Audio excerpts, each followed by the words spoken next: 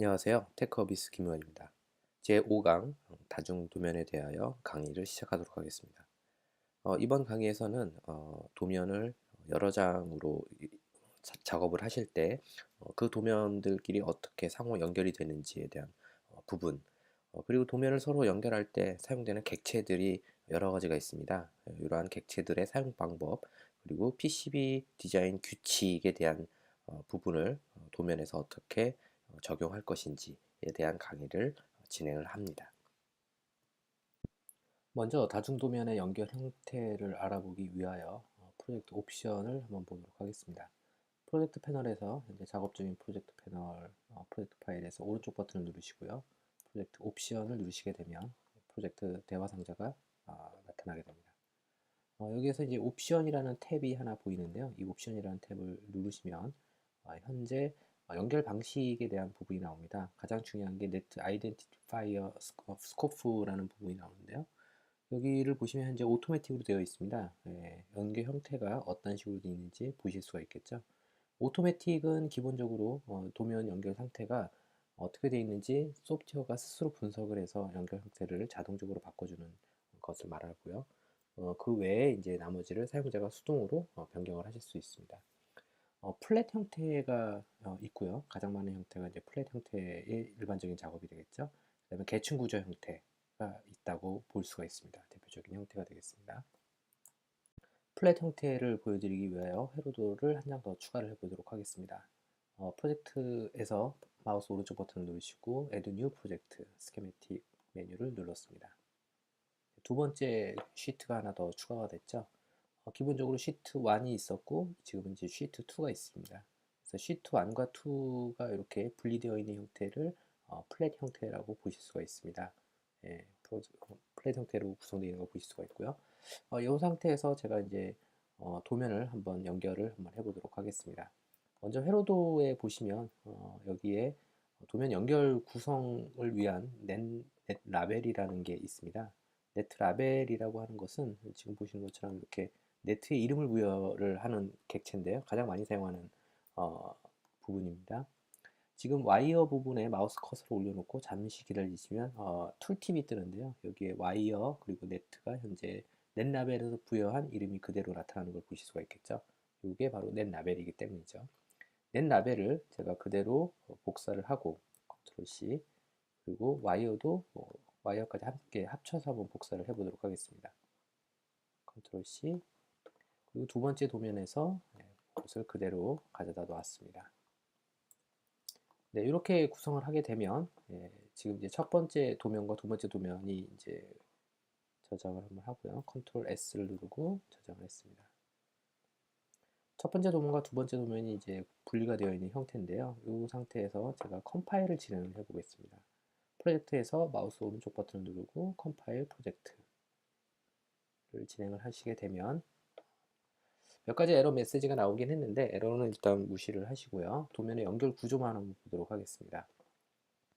현재 여기 넷 라벨에 kp 언더바 p0 0 언더바 3라는 게 보입니다. 요 넷 라벨과 지금 여기에 보이는 이 네트가 서로 상호 연결된 형태로 구성이 되게 됩니다. 현재 상태에서는 첫 번째 도면과 두 번째 도면의 네트가 서로 연결됐는지 명확하게 구분이 좀 어려운데요. 오른쪽 상단에 보시면 톱니바퀴 모양이 있습니다. 이 톱니바퀴를 눌러서 시스템 프로퍼티에 들어왔습니다.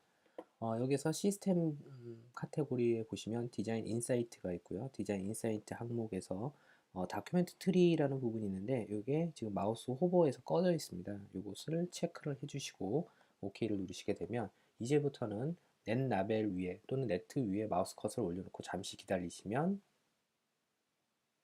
이렇게 보시는 것처럼 어떤 도면에 연결되어 있는지 그 트리가 나타나게 됩니다. 시트 1에 지금 진하게 표시되어 있는 이 부분과 지금 시트 2에 있는 상단에 보이는 부분이 상호 연결되어 있기 때문에 같은 네트로 인지되어 있다는 것을 사용자는 아실 수가 있습니다.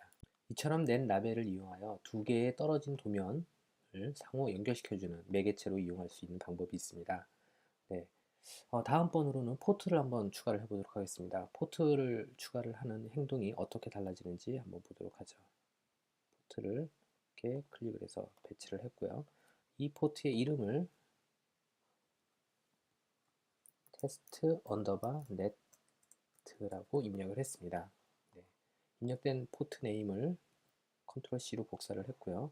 다시 시트 1으로 와서 포트 테스트 네트라는 것을 아까 이 P03 언더바 3에 연결되어 있던 것을 여기 밑에다가 한번 연결을 해보겠습니다. 자, 이렇게 되면 어떻게 될까요? 네. 지금 형태로 연결을 하고 다시 프로젝트에서 컴파일을 진행을 해보겠습니다.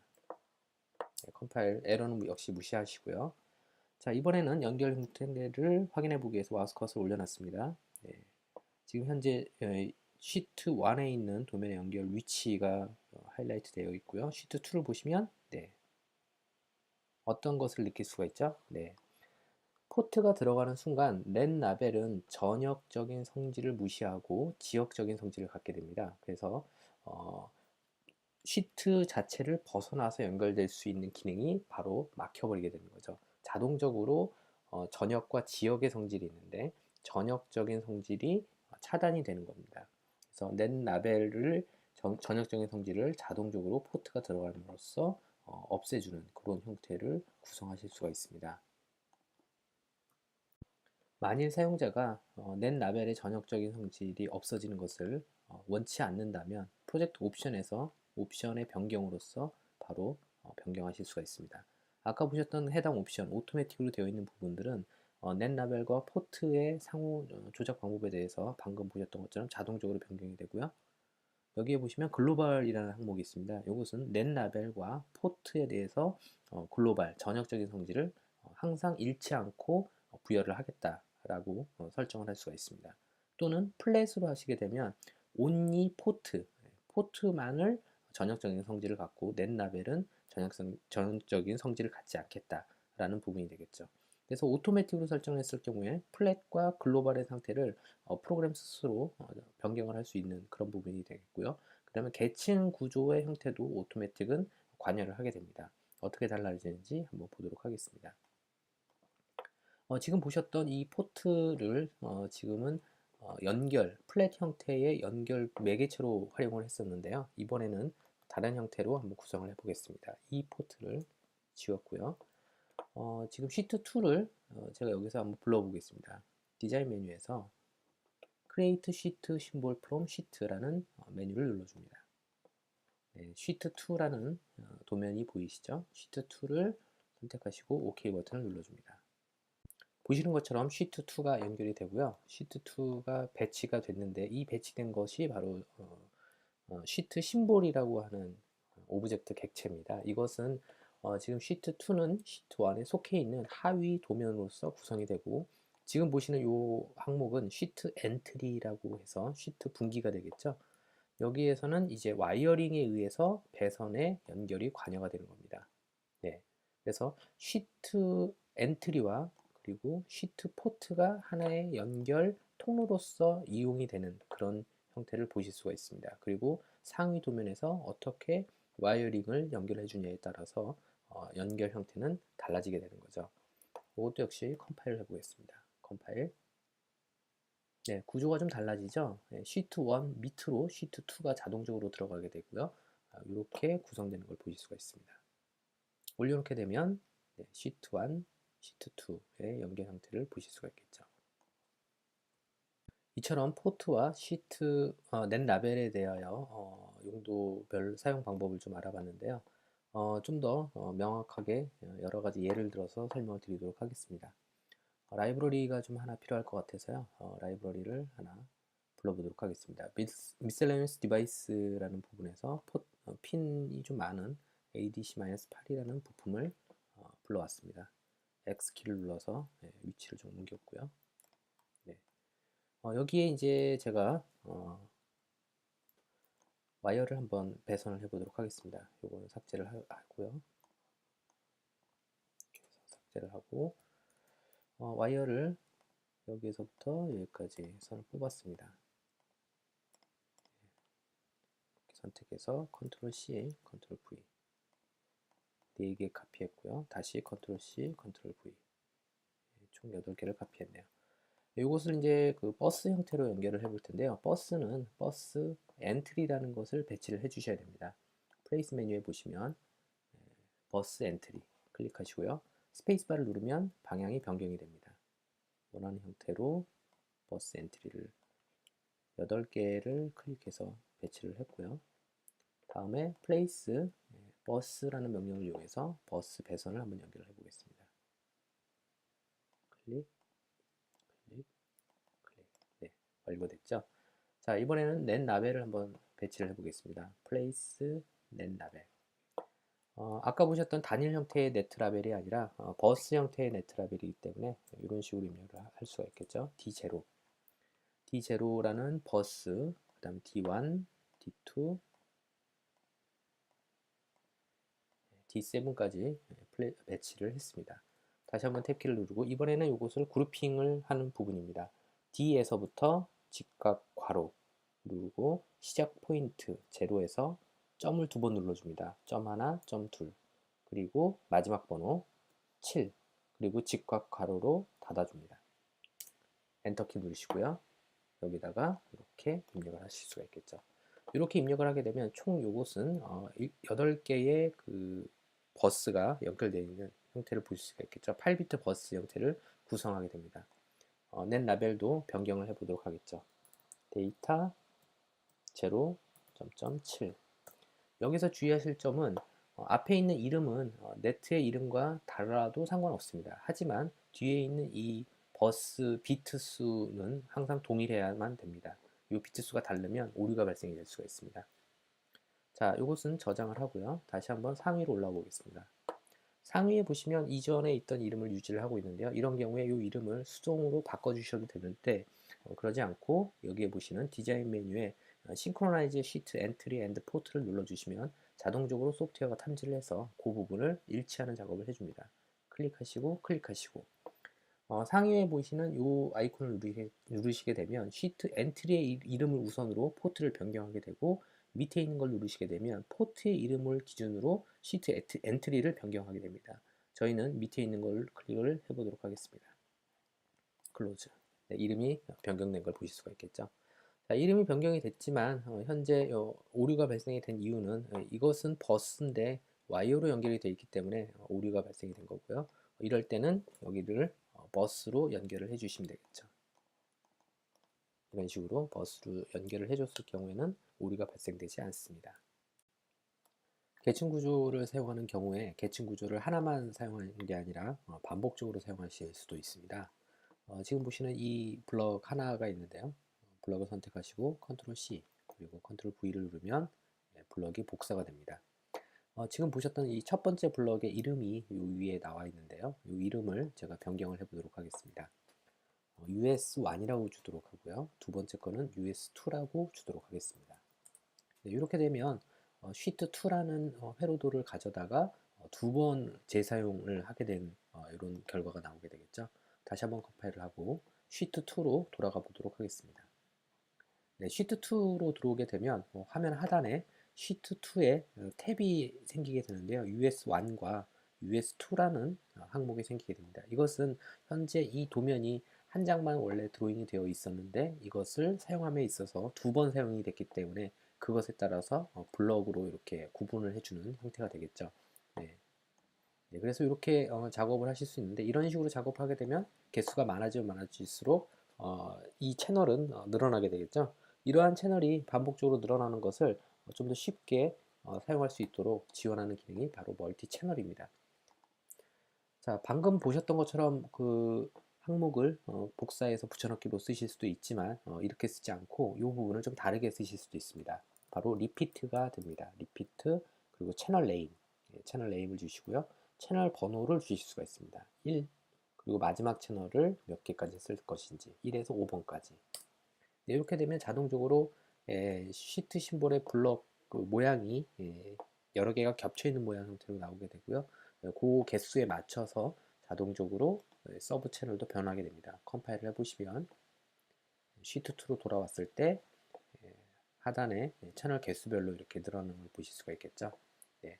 그래서 데이터처럼 이렇게 블록으로 되어 있는 경우에는 이렇게 형태로 나오게 되고요. 이것을 좀 다른 형태로 한번 디자인을 해보겠습니다. 이렇게 채널로 구성이 되어 있는 경우에 제가 이 블럭을 삭제를 하고 하나의 선만 연결을 해보도록 하겠습니다. 하나의 선, 네, 그리고 이것을 포트로 한번 연결을 해보도록 하죠.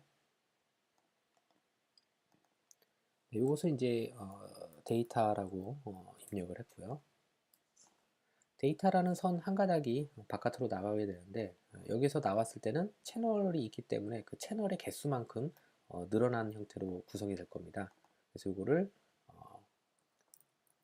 repeat 데이터라고 주실 수가 있습니다. 이때 사용되는 괄호는 직각 괄호가 아니라 둥근 괄호로 사용을 하시면 됩니다. 이렇게 연결을 하시고 이 부분에서 배선은 한 가닥만 뽑아내면 되겠죠. 한 가닥.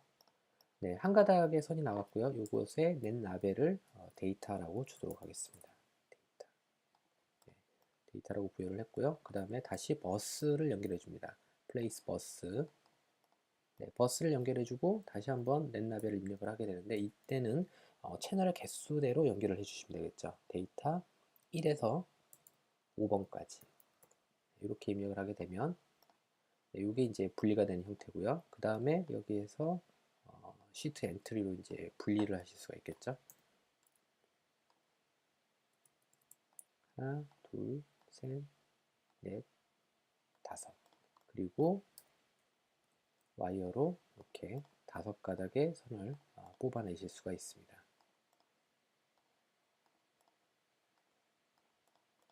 네, 그리고 낸 라벨은 데이터 1에서부터 시작을 하겠죠. 1에서부터 스페이스바를 누르면 이렇게 변하게 됩니다. 네, 이렇게 구성이 됐는데 컴파일 작업을 진행하고 맞게 연결이 되는지 검증을 해보도록 하겠습니다. 마우스를 와이어 위에다 올려놓고 1초 정도 기다리면 배선이 연결되죠. 그리고 시트2에 해당 채널에 배선이 연결되어 있는 걸 보실 수가 있습니다. 데이터 4번도 마찬가지가 되겠죠. 네, 이렇게 4번과 이렇게 연결되어 있는 걸 보실 수가 있습니다. 네, 이렇게 구성된 도면에 대해서 부품 참조 번호가 구성되는 규칙을 좀 보여드리면요. 지금 현재 원래 마스터의 회로에 있는 부품 참조 번호는 뭐 U 물음표 형태로 구성이 되어 있는데요. 이것을 제가 뭐 U 10번이라고 입력을 했습니다. 자, 이렇게 입력을 하시게 되면 자동적으로 U1, U1에는 해당 번호 U10번 언더바 US1이라는 채널 네임이 뒤에 붙게 됩니다. 그래서 모든 번호들은 다 자기 자신의 원래 부품 참조 번호 이름에다가 각 채널 번호가 뒤에 붙게 되는 거죠. 이런 식으로요. 이런 형태를 사용자가 변경을 하실 수도 있습니다. 프로젝트 옵션에서요. 프로젝트 옵션에 보시면 멀티 채널이라는 탭이 보이시고요. 멀티 채널에서 해당 이름을 어떻게 부여할 것인지를 설정하실 수가 있습니다. 부품 참조 번호 이름이 맨 앞에 오고 그 다음에 룸 네임이 뒤에 오는 이런 형태의 이름을 주실 수도 있겠죠. 자, 이런 식으로 실제로 네이밍을 구성을 하는 방법을 알아봤는데요. 이 부분을 실제로 저는 이제 이렇게 구성하지 않고 그냥 U10번, U11번, 12번 이런 식으로 피지컬하게 부여를 하고 싶다라고 하셨을 경우에는 실제로 해당 채널에 가셔서 더블 클릭하신 다음에 그 번호를 실제로 원하는 이름으로 변경을 해주시면 됩니다. 어노테이트 체크하시고요. 이 번호 이름을 여기다가 실제로 U11번 형태로 구성을 하면 되겠죠. 여기다가 입력하면 되겠죠. U11번. 네, 그러면 U11번이 되는 거고 두 번째 채널은 U12번. 이렇게 부여를 하게 되면 번호 자체를 너무 부여하는데 시간이 많이 걸리니까 좀 자동화된 방법을 이용하실 수도 있습니다. 이런 경우에는 tools 명령을 이용해서 annotate 명령에 가셨어요. annotate complied sheet가 있고 보드 레벨 annotate가 있죠. 보드 레벨 annotate를 누르신 다음에 여기에 오셔가지고 보드 레벨 annotate에 대한 옵션이 있습니다. annotate 옵션 누르시고 여기에서 실제 이제 annotate 네임이 나오게 되는데 이것을 클릭하셔서 밑에 보시면 컴포넌트 프리픽스 글로벌 인덱스라는 부분이 있습니다. 이걸로 체크를 하시면 실제로 전역적인 모든 네이밍을 일괄적으로 부여를 하게 되겠죠. 네, 그러면 자동적으로 번호가 부여되는 것을 확인하실 수가 있습니다.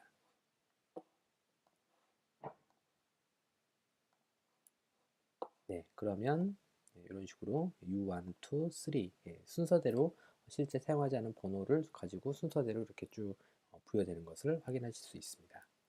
다음으로는 연결 객체에서 가장 많이 사용하는 전원에 대해서 알아보도록 하겠습니다.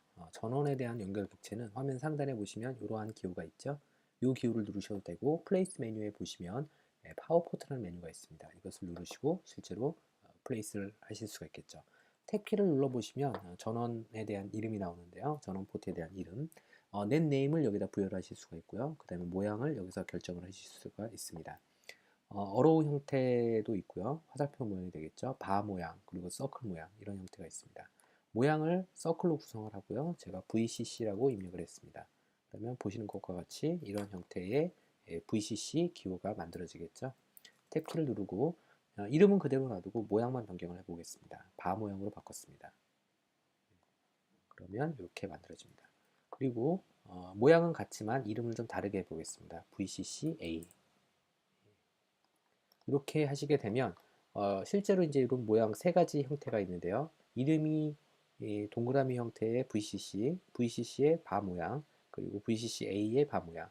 여기에서 중요한 점은 모양이 중요하지 않다는 겁니다. 바로 넷네임이 중요합니다. 그래서 지금 보시는 이 두 개는 서로 다른 형태로 구성이 되기 때문에 별개의 네트로 인식이 되고요. 이 두 개는 모양은 다르지만 이름이 동일하기 때문에 같은 네트로 인식이 됩니다.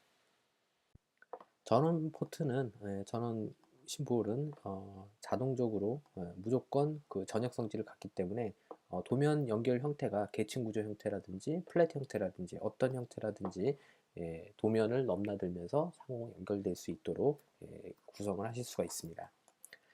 다음으로는 PCB 연결 규칙을 한번 보도록 하겠는데요. 지금 제가 이렇게 미리 한번 그려놓은 블럭이 있습니다.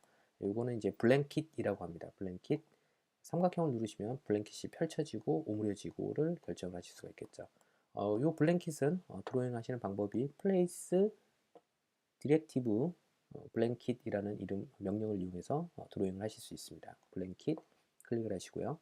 선택 그리고 사각형을 그려주듯이 클릭하시고 클릭 클릭 그리고 마지막 지점에서는 마우스 오른쪽 버튼으로 완성을 해주시면 됩니다.